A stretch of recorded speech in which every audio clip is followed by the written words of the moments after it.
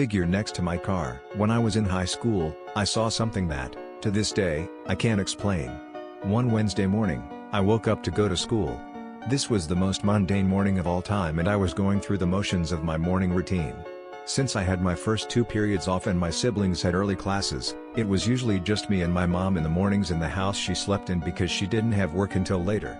I took my shower, brushed my teeth, got my clothes on, packed my bag, and then it was time to go. With a larger household, we had more vehicles to park, but only 2 spots in the garage, so my car was parked across the street next to a curb. It's the first thing I see when I open the front door to my house. My car at the time was a red/maroon 2002 Chevy Suburban LT. When it was time to leave, I opened the door and saw, standing behind my car next to the hood, a figure.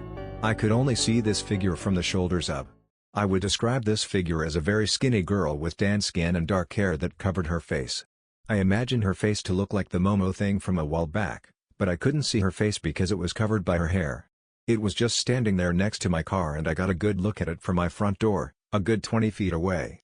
I looked at it and made sure I knew that what I was looking at was real and there before I mutter out loud, what is that?" as I back away into the house and shut the door. I had already said goodbye to my mother, who heard me, and came back out of her room asking what was going on. I told her what I saw and was afraid to open the door. Eventually I got the courage to look, but when I looked again, there was nothing there. I went towards the car, my mother right behind me, slowly approaching and calling out for anyone. I looked behind my car and there was no one there. No signs of life anywhere, not even footprints in the grass or anything. I looked in my car and there was nothing.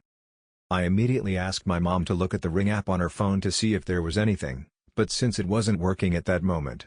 We also had a camera on the top of our garage that could have gotten something, but only turns on when it senses movement, but in this case, it did not.